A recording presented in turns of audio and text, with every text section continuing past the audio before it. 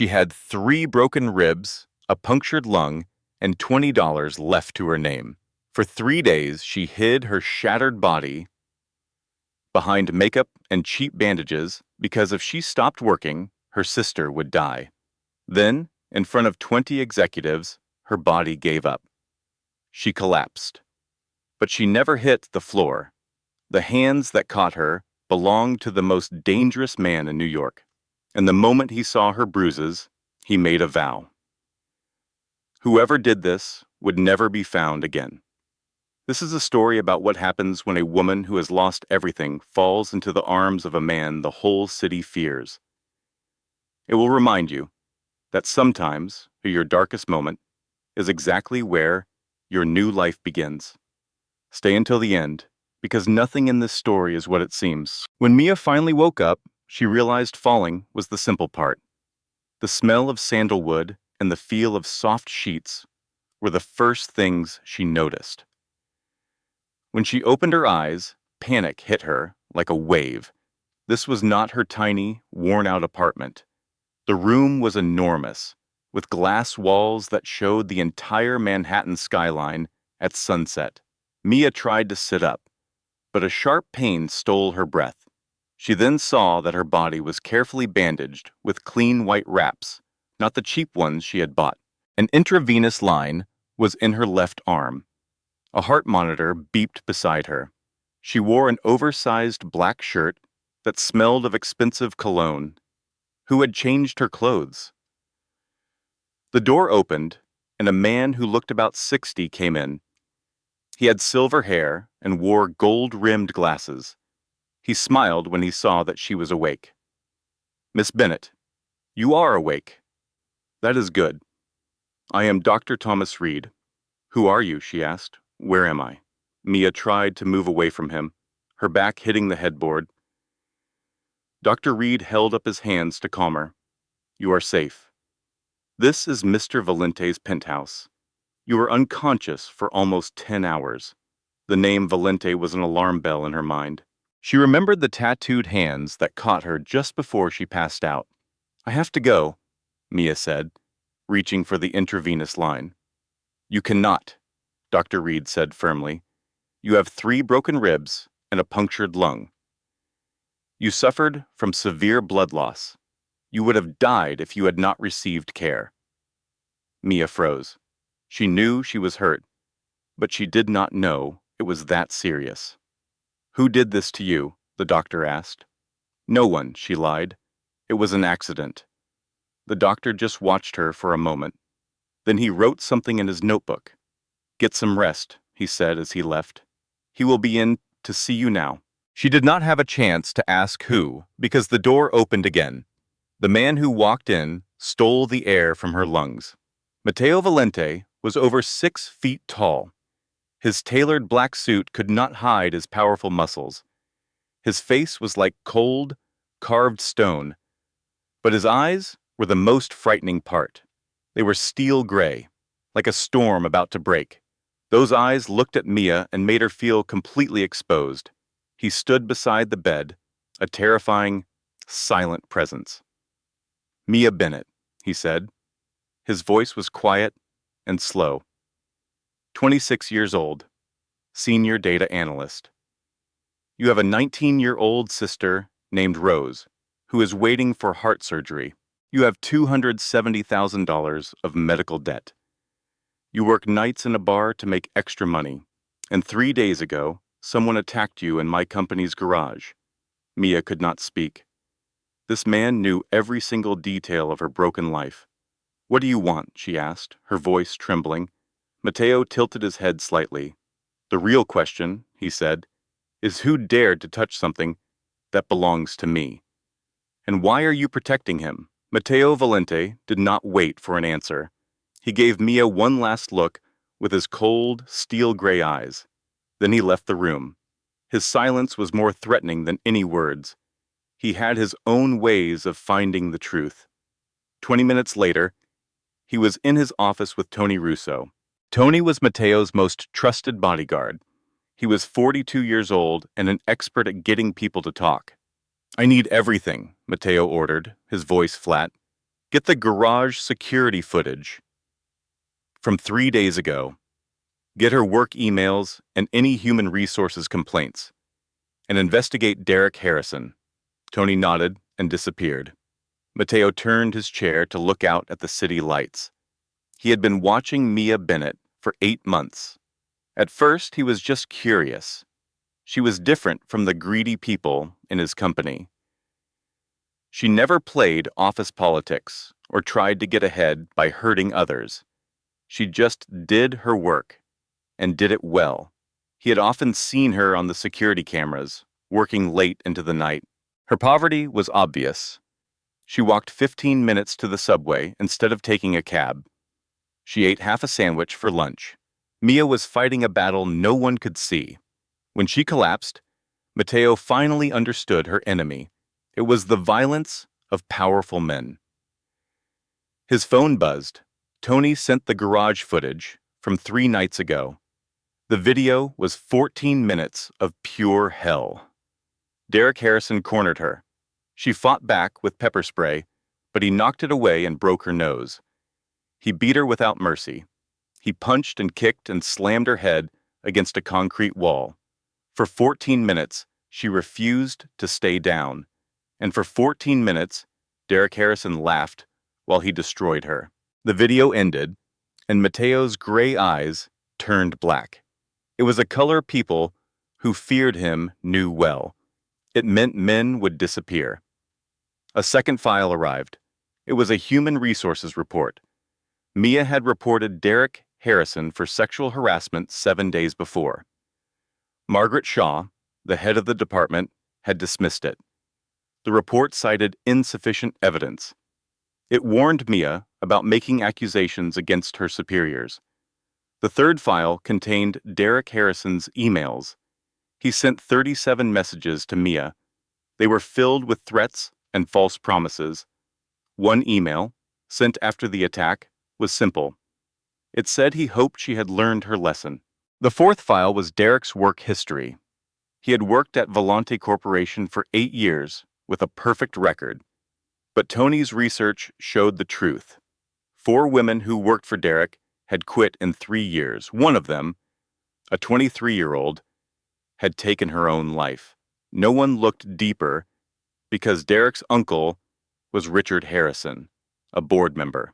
The last file showed Derek confronting Mia just an hour before the meeting. He leaned in and whispered something. She recoiled as if burned. He just smiled. Mateo turned off the phone and sat in the darkness. Then he made a call. His voice was quiet. Bring Derek Harrison to warehouse number 3. Tony asked if the boss wanted him alive. There was a long pause. Alive, Mateo answered, his voice cold and sharp. I want him to live long enough to understand regret. Mia waited in the silent penthouse until 2 in the morning. She had been planning her escape for hours, pretending to sleep. She could not be indebted to Mateo Valente. Men like him owned you.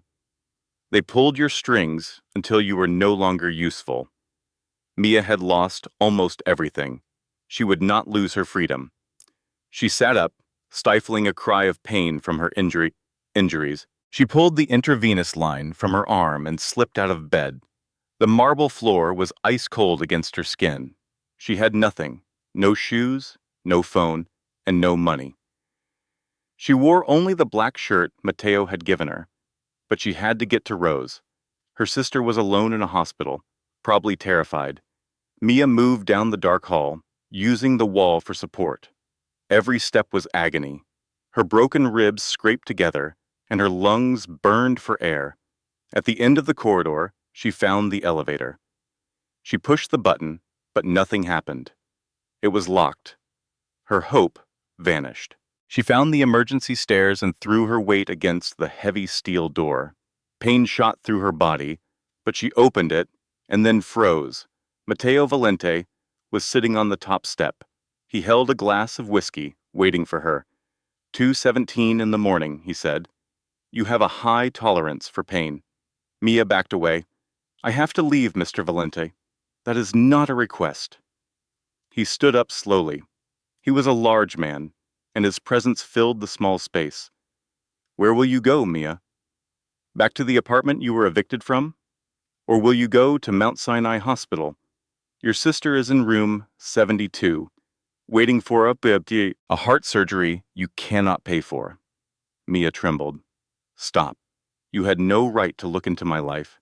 I have every right when you are attacked in my building, he said, stepping closer. I know you work 2 jobs. I know you eat only once a day to save for your sister's care. I know you sold your mother's car for the hospital bills. I also know you have exactly $37 to your name. She could not answer. Humiliation and helplessness silenced her. She fought the urge to break down completely. What do you want from me? Her voice was a raw whisper. What do I have to do for your help? Become your property? His eyes flashed with anger. Do you really believe that is the kind of man I am? I only know that nothing in this world is free. He studied her for a moment. You are right, he said, his voice softer now. Nothing is free, but my price is not what you imagine. Then what is it? He gently lifted her chin, forcing her to meet his gaze. You will stay here until you have healed. You will tell me who did this to you, and you will stop acting like your life has no value. Mia wanted to fight him, to keep her walls up, but in his eyes, she saw no pity. She saw genuine concern, and that scared her more than any threat. The next morning, a black Mercedes was waiting. Tony Russo held the door open. Someone had left clothes for Mia. They fit perfectly, which only unsettled her more. Matteo did not join her. Tony drove her through Manhattan in silence. Mia stared out the window, but she did not see the city. She could only think of Rose. Her sister was 19 and fighting for her life. 4 days without a word must have felt like an eternity. The car pulled up to Mount Sinai Hospital. Tony opened her door. You have 1 hour, he said. I will be right here. Mia did not argue. She did not have the energy. She just wanted to see Rose. The hospital hallway smelled of disinfectant. It was a familiar, painful scent. She had walked these halls hundreds of times, always fearing the worst. She found room 72 and took a breath against the pain in her ribs. She pushed the door open. Rose was small and pale in the large bed, connected to machines. When she saw Mia, her blue eyes filled with tears. Mia, she whispered, her voice full of fear and accusation. You were gone for 4 days. I thought you were dead. Mia sat by the bed and took her hand. I am sorry, she lied calmly. Work was just very busy. Her hand tightened on Mia's with surprising force. You always lie. You say you are fine, but I see you get thinner. You claim you are not tired, but your eyes have dark circles. And you wear all this makeup to hide something. Mia was silent. Her sister was sick, not stupid. Let me see. Rose touched her sister's cheek. Mia flinched. But Rose's finger had already wiped away the makeup, revealing a dark bruise. Her eyes widened. Mia, who did this? No one. I fell. Stop lying to me. Tears fell down Rose's face. I know you work 2 jobs. I know you skip meals for my hospital bills. You are killing yourself because of me. Rose, do not say that. Then tell me the truth. Rose sobbed, her body shaking so hard the heart monitor beeped in alarm. I am a burden. If it were not for me, you would have a normal life. You would not have to suffer like this. You would not get beaten for money. Mia pulled her sister into a hug, ignoring the pain in her own chest. She held her tightly. Listen to me. Mia's voice was unsteady, but strong. You are not a burden. You are the reason I am still here. When Mom died, I wanted to give up, but I saw you, alone in this room, and I knew I had to be strong.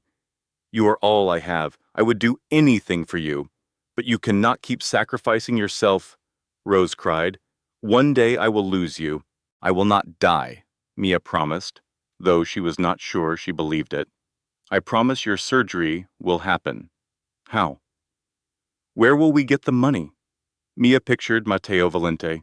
She thought of his expensive apartment and his vague offer. I will find a way, she said.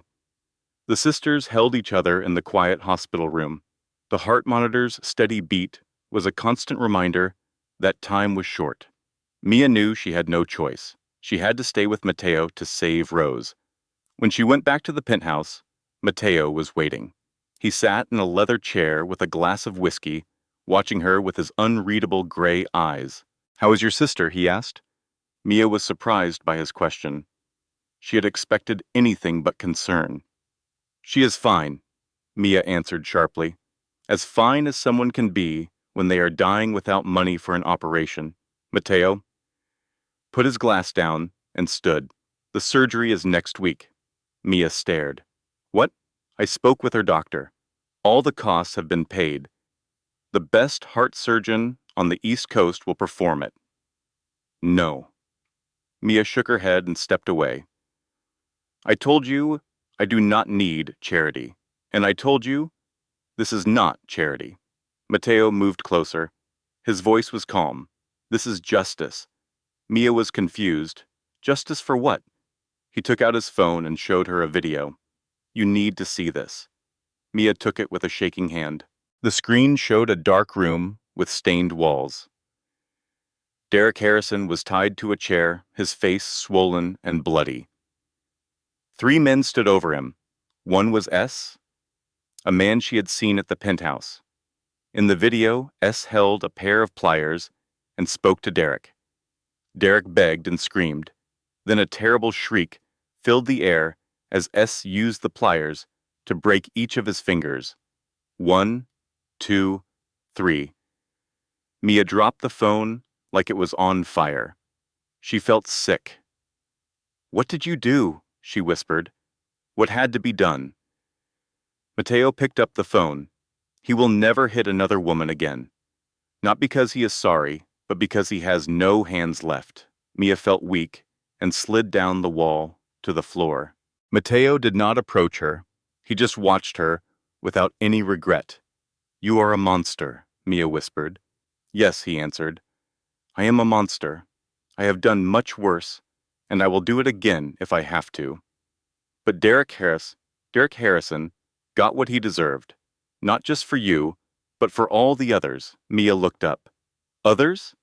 Matteo sat across from her, keeping his distance. 4 women quit in the last 3 years because of him. 2 left town. 1 will not speak about what happened. And another, a 23-year-old, jumped from her apartment building 6 months after she quit. Mia gasped. No one looked into it. Derek's uncle is on the board. The company paid to cover it up. In this world, the powerful do whatever they want. There was a long silence. Mia felt a mix of horror, relief, and guilt. A part of her was glad Derek Harrison could never hurt anyone again. Who are you? Who are you? She finally asked.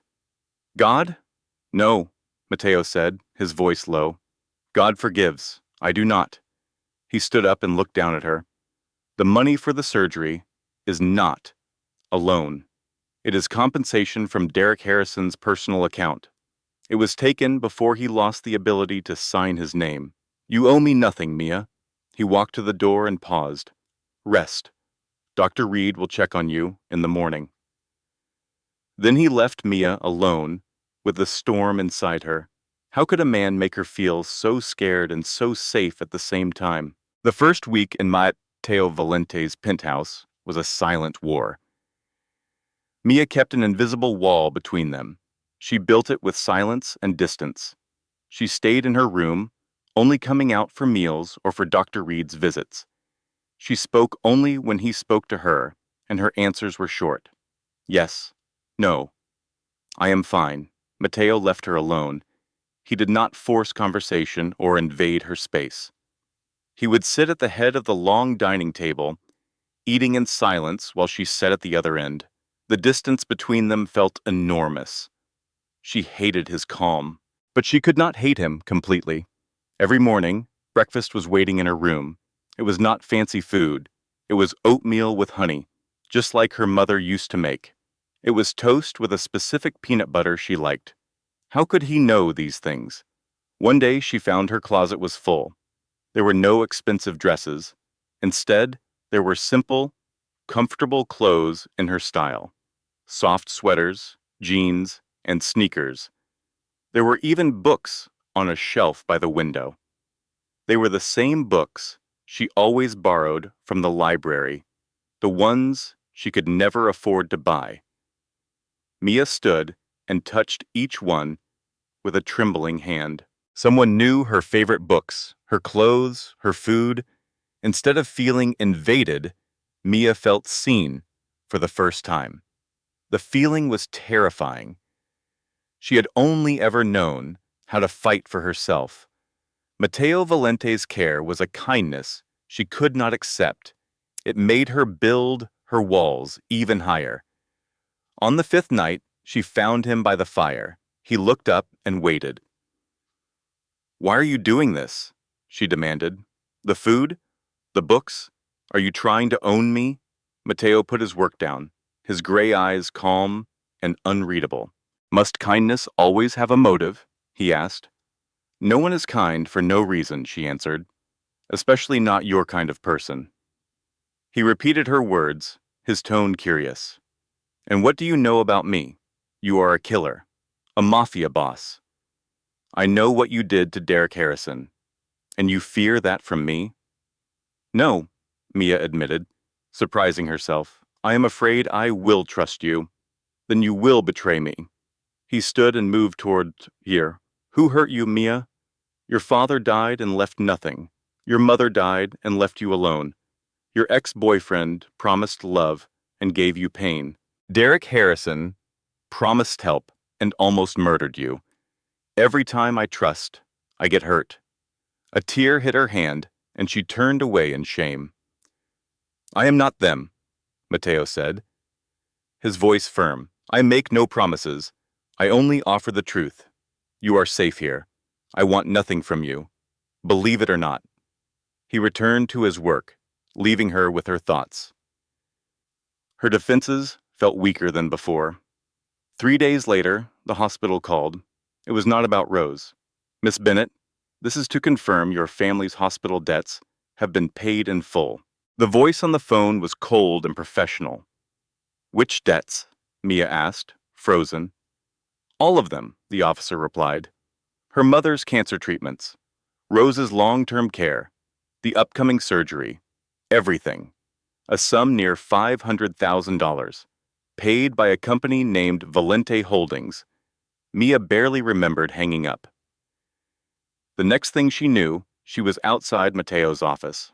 Her body shook with a furious energy. She burst through the door without knocking. Matteo was on the phone, but ended the call when he saw her. He seemed to be expecting her.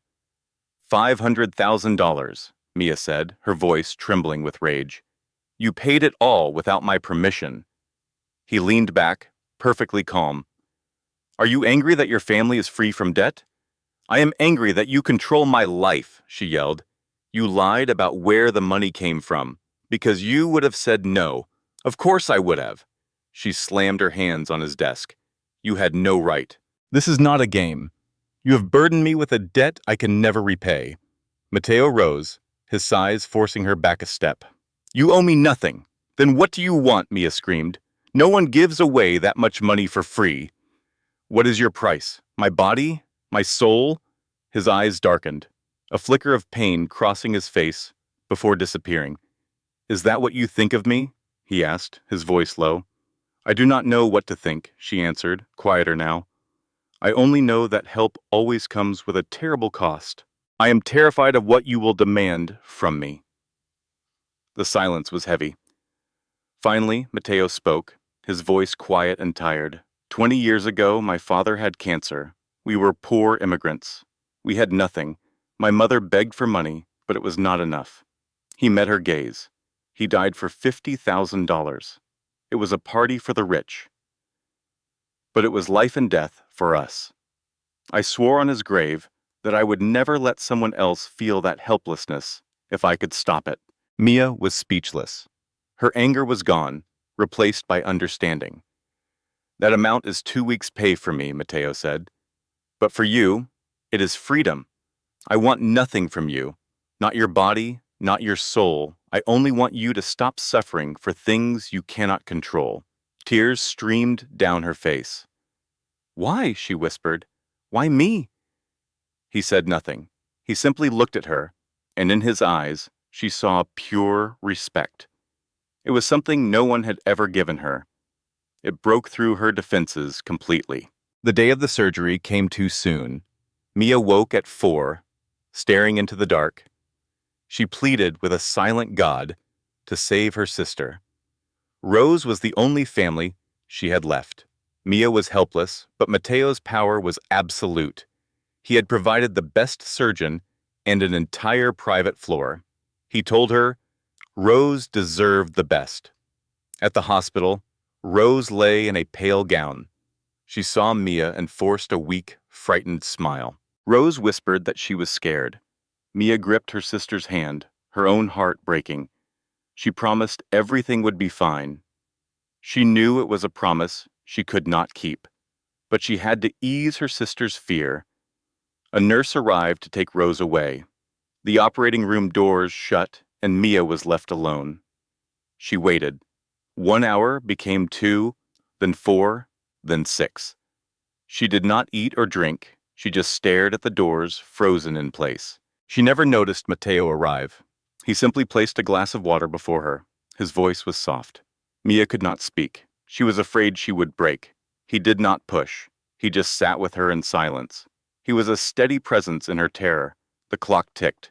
Every minute felt like a lifetime of risk.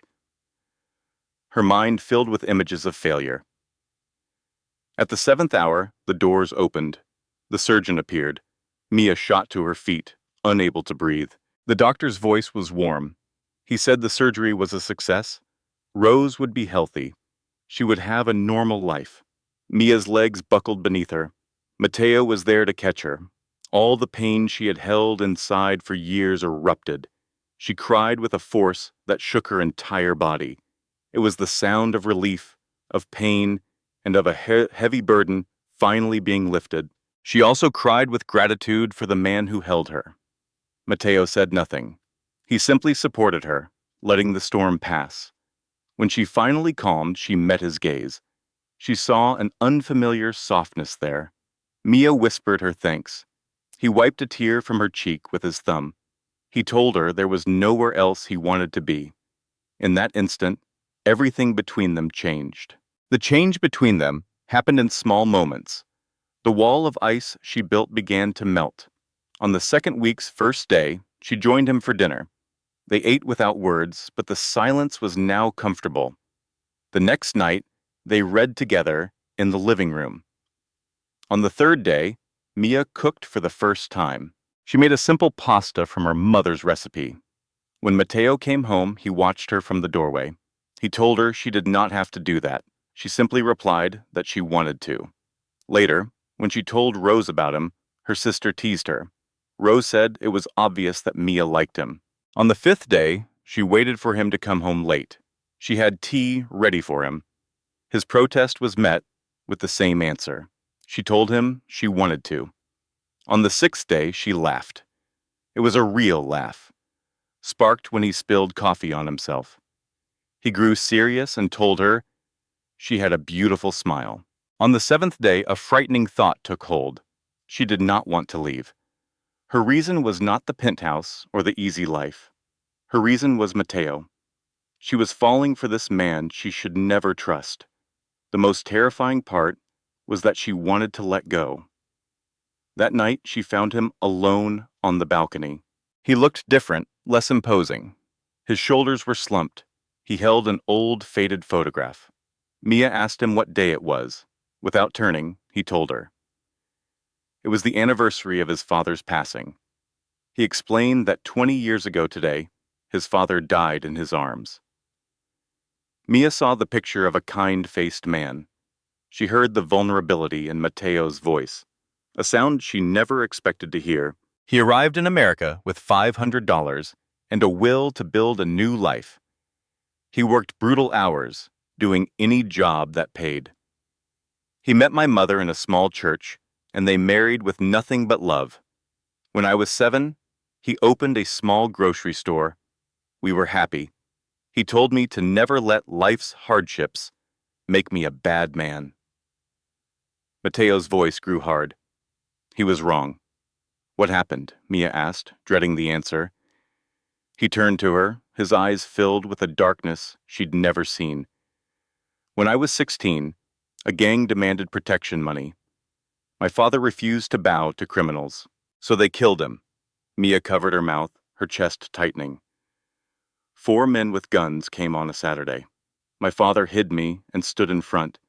He begged them to take anything, but to leave his son alone. Tears streamed down Mateo's face, perhaps for the first time in years. They shot him 7 times while I watched. I saw him fall, his blood pooling on the floor as he whispered my name. His last words were, "Don't be afraid." I held him until the police came, his blood soaking my clothes, and I swore no one would ever have power over me again. Mia said nothing, only placing a gentle hand on his arm. After the funeral, my mother gave up. Mateo's voice was empty, like he was telling a stranger's story. She stopped eating and sleeping. 6 months later, she died of what the doctor called a heart attack. I knew it was a broken heart. At 17, I was an orphan with nothing. He faced the city, his voice turning to steel. I could either die like them or become something the world feared. I chose to be feared. I joined the gang that murdered my father. I learned to fight and to kill. When I was strong enough, I hunted down every man from that night and ended them, slowly. From their bones, I built this empire. I became everything my father hated, and I have no regrets. In this world, good men like him die. Monsters like me survive. Mia looked into his dark, pain-filled eyes and finally understood. Mateo Valente was not born a monster. The world had made him one. Inside him was still a 16-year-old boy, crying over his father's body. At 3 in the morning, Mia was wide awake. The story Mateo told haunted her. She could see the boy, the blood, and hear the gunshots. She knew the pain of losing everyone and being forced to go on living alone. She gave up on sleep and went to the kitchen. A small light was on. Mateo stood by the island with an untouched glass of whiskey, staring at nothing. In a simple black t-shirt, he looked less like a mafia boss and more like a man. "You can't sleep either?" he asked without turning. Mia moved closer. "Your story is stuck in my head." He faced her. "I should not have told you. It is my burden, not yours." "No," Mia said. "I want to understand you." "Why?" "Because you understood me," she answered softly.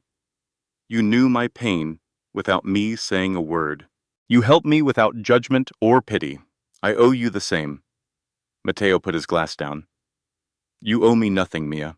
I know, but this is something I want to give." Silence fell between them, comfortable and deep. They stood on the edge of something new. Mia finally spoke. "On the balcony tonight, when you cried, I realized something." "What?" "You are not a monster. You are a man who was hurt so deeply that you used darkness as a shield. I understand that. I have done the same thing." In his eyes, Mia saw something new. Not control, but a deep, lonely vulnerability. "Are you not afraid of me?" he asked. "I should be," Mia confessed. "You are dangerous and ruthless, but you are also the man who caught me when I fell and who saved my sister. You showed me that darkness can also be a shelter." She stepped closer, closing the small space between them. She looked up into his eyes, and every fear dissolved.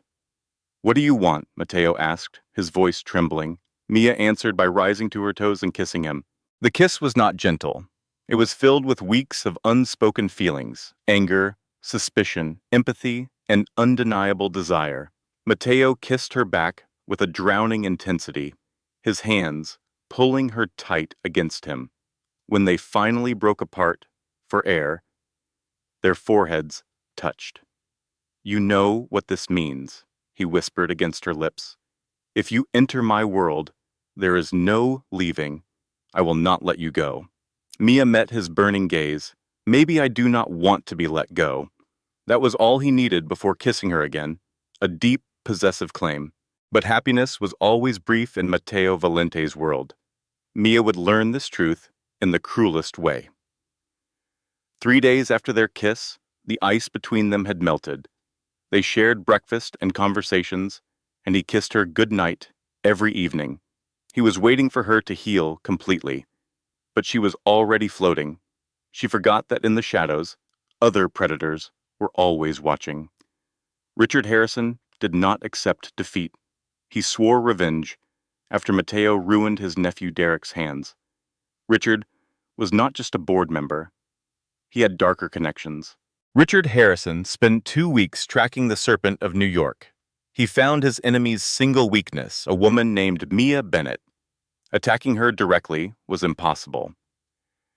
So he found an easier target, her sister, Rose. Rose was recovering in the hospital. That morning, Mia had visited, and the two sisters laughed. Believing the darkness was finally over, Mia left in the afternoon, promising to return. She had no idea it would be their last happy moment. At 6 that evening, a message arrived from an unknown number. Mia opened it, and her blood turned to ice. It was a video of Rose tied to a chair, blindfolded and gagged.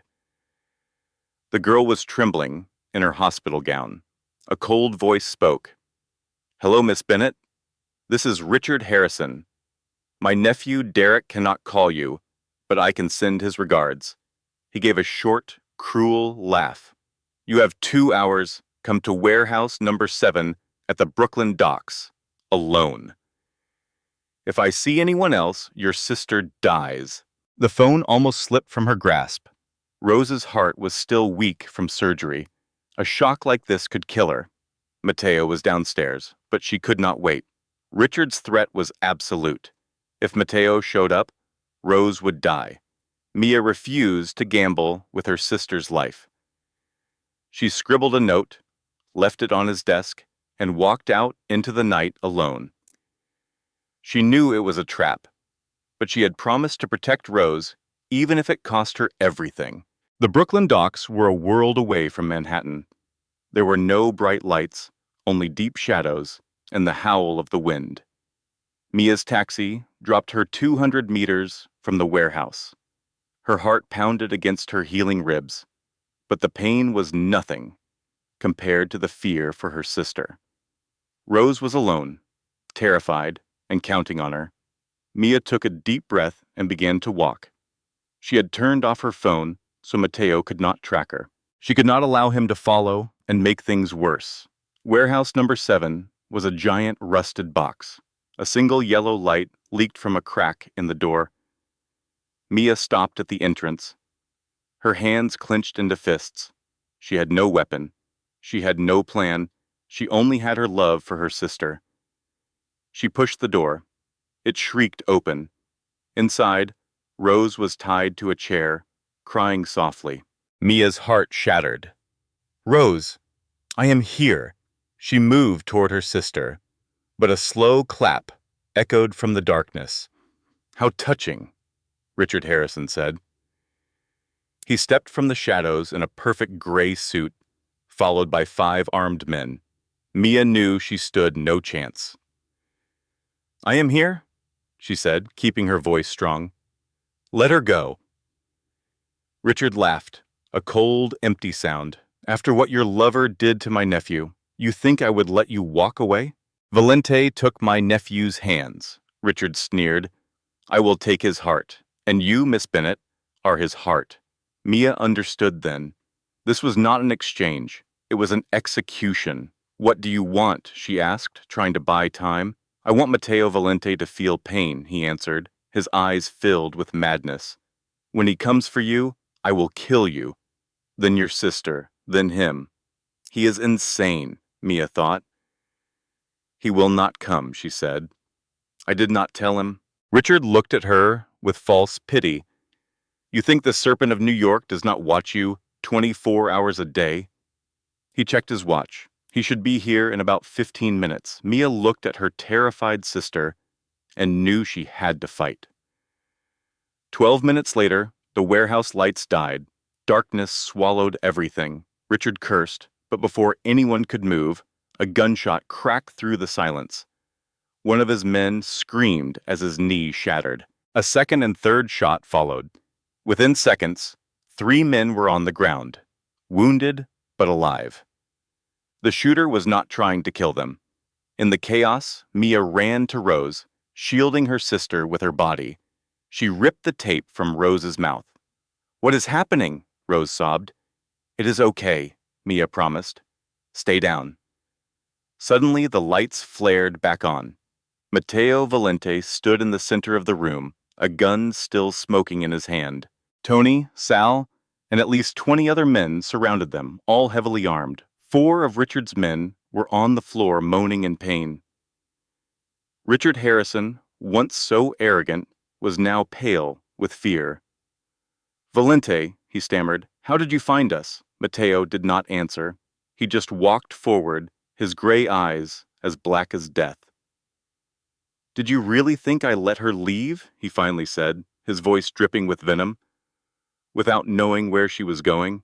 Did you think you could take her from my home without my knowledge? I knew she was gone before the elevator doors closed. I knew where she was going before her taxi stopped. And I knew about your men at the hospital the second you placed them there. He stopped a few feet from Richard, his gun level with the man's head. Your mistake was thinking I would panic and rush in here, alone like a fool. I am not some lovesick boy, Harrison. I am Matteo Valente. When someone touches what is mine, I do not rescue. I erase. Richard trembled, backing into a wall. We can negotiate. I have money. Matteo fired. The bullet hit Richard's thigh. He screamed and fell. I want you to suffer, Matteo said, stepping over him. He saw Mia and Rose were safe and signaled for Tony to take them. A shaking Rose clung to Mia as they left. Mia looked back. Matteo stood among his men in the bloody warehouse, a warrior surrounded by defeated foes. She realized then she was not afraid of him. She was afraid of a life without him. Will he be all right? Rose whispered outside. Mia heard a scream from inside and knew Richard Harrison would survive, but would regret it. He will be fine, Mia said with certainty. He is Matteo Valente. He is always fine. He came back at 4 in the morning. Mia was waiting on the sofa. Rose was safe in another apartment, but Mia could not rest. She had to see him. When the elevator opened, she shot to her feet. Matteo entered, his shirt stained with blood. He stopped, his expression softening as he saw her. You should be resting, he said gently. I could not sleep. I just wanted to know you were okay, Mia replied, taking a step closer. Are you hurt? No. Matteo shook his head. This is not my blood. Silence fell between them in the large, shadowed living room. Mia wanted to say so much, but did not know how. Finally, she said the first thing on her mind. I am sorry. Matteo looked confused. For what? For leaving without a word? For thinking I could do it alone? For not trusting you? Tears welled in her eyes. I know you are angry. I was reckless, but Rose is my sister. I could not risk her life. Matteo was quiet for a moment. Then he sighed. Do you know what angered me the most? His voice was quiet and tight. Not that you left. It was the letter you left behind. Mia was confused. What did I... You wanted me to take care of Rose if something happened. You wrote that you regretted nothing. Matteo's voice was dangerously low, his eyes burning with pain. You wrote it, like you had already accepted death, like your life was just a price to pay for your sister's safety. Did you not know that if you died, I would burn this entire city to the ground. Mia stood speechless. She had prepared for his anger over her disobedience. She never imagined he would be furious that she was willing to die. "I'm sorry," she whispered, the tears finally falling. "I did not know what else to do. I just knew Rose had to live. I cannot lose anyone else." "And you think I could lose you?" Matteo asked, his voice trembling. "You think I watched you for 8 months, protected you, and loved you, just to let you walk into your own grave? What kind of man do you think I am?" "You love me?" Mia asked, her heart stopping. Matteo froze, as if the words surprised him, too. He let out a long breath, the exhaustion finally showing on his face. "I think that has been obvious for a while," he said softly. "I love you, Mia Bennett. I am not sure when it started, but when you collapsed in my arms, I promised I would never let you fall again. Tonight, reading your letter, I knew I could not live in a world without you." Mia closed the space between them. She held him tightly, afraid he might vanish. He held her back, his arms a fortress around her, as if she were the most valuable thing in the world. "I love you too," she whispered into his chest. "I know exactly who you are, and I am choosing to stay. Not out of fear, but because I do not want a life without you in it." Matteo pulled back to look directly into her eyes. "Are you certain? Because if you stay, I will never let you go. You will be mine." Mia smiled through her tears. "I was yours the moment you caught me." That was all he needed. He kissed her, a deep and gentle promise of a future they would face together. 3 months later, Mia Bennett stood before a mirror and saw a different woman. The once pale skin was now radiant. The eyes that had been dark with worry now shined with a happiness she never thought she would have. A new name badge was pinned to her elegant black suit.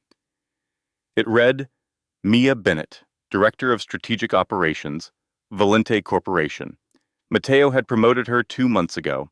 He told her she earned the position long before they met, and he was just fixing the mistakes of others. Her new office was beside his on the top floor of the 52-story building. The people who once ignored her now nodded with respect. It was not because they feared Matteo. It was because Mia had proven herself in every project she managed. Margaret Shaw, who had protected Derek, was fired immediately. The entire human resources department was rebuilt around a new system Mia designed herself. Richard Harrison was in federal prison, his assets frozen, awaiting trial for kidnapping and conspiracy. No one knew where Derek Harrison was, only that he had vanished from the city for good. But the biggest change was Rose. Her sister was perfectly healthy, the surgery was a complete success, and Rose had just started her first semester at Columbia University on a full. Mia knew Matteo was behind the scholarship. Her sister Rose now lived safely near campus, with unseen guards watching over her. Every weekend, Rose joined them for dinner, calling Matteo her scary brother-in-law. He would pretend to be annoyed, but Mia saw how much he cared. He found a tutor for her difficult classes and sent flowers for good grades. He even threatened any boy who looked at her sideways. Rose said it was terrifying, but also funny. "We feel like a family," she had told Mia, for the first time since their mother was gone. "You touched what belongs to me, Richard. That was a mistake." As Matteo's men led them away, Mia saw Richard Harrison collapse in terror. She knew his punishment would be worse than death. A week later, Mia watched Rose playing in the garden, a deep happiness filling her chest. Her life had changed completely. 3 months ago, she was running from violence. Now she stood with the most powerful man in the city. She was no longer hiding bruises and crying alone. She was loved and protected. This was her new life, waking up next to Matteo each morning. She felt no cold in Matteo's arms. He held her from behind as they watched the city lights. "What are you thinking?" he asked. Mia smiled. I was remembering my first night here. I had 3 broken ribs and no hope. Now, I am in the arms of the man I love. I am living a life I never thought was possible. Matteo turned her to face him. His gray eyes were soft. That day you collapsed, I thought I was saving you, he said. But you were the one who saved me. Me? Mia asked, surprised. I was living in darkness, Matteo told her. I had forgotten how to feel loved. I only expected fear and respect. But you looked at me without fear. Your spirit refused to break. You showed me that even a monster could be loved. Then Matteo dropped to one knee. Mia could not breathe. He opened a velvet box, revealing a diamond ring that shined in the night. I am not a man of pretty words, Matteo said, his voice unsteady. I am a killer and a mafia boss. I have done terrible things, and I will do them again to protect you.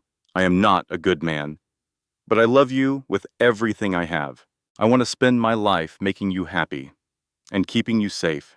Mia Bennett, will you be my wife? Tears of joy ran down her face. She already knew the answer. Yes, she whispered. Yes, Matteo, I will. He placed the ring on her finger and kissed her. It was a kiss full of promises. Mia looked at the ring, then at the man she loved. You know, she said, I thought collapsing was the worst thing that ever happened to me. But it was the best. It brought me to you. Matteo smiled, a smile only for her, and I will always be here to catch you. They held each other under the city lights. 2 broken people made whole by finding each other. Some women want a prince. Mia Bennett fell into the arms of a devil in a suit. She learned that when you have lost everything, the protection of a monster is the only thing that matters. Sometimes you do not need the light. You just need a darkness strong enough to protect you from other evils. And for Mia, Matteo Valente was that darkness. This story teaches us that our worst moments can be new beginnings. Does this story remind you of your own life? Have you ever felt alone like Mia, or hidden your pain like Matteo? We would love to hear your thoughts. Please share them in the comments below. If this story moved you, please subscribe to our channel and turn on notifications for more content. Remember to like this video and share it with someone who needs a little hope. Every like and share helps us bring more meaningful stories to you. Thank you for watching until the end. We wish you health, joy, and peace, no matter how hard life gets. Remember, the sky clears after the rain. Help often comes from where you least expect it. Goodbye, and we will see you in our next video. This content was carefully researched, developed, and manually edited by our team to deliver meaningful lessons and inspiration to our audience.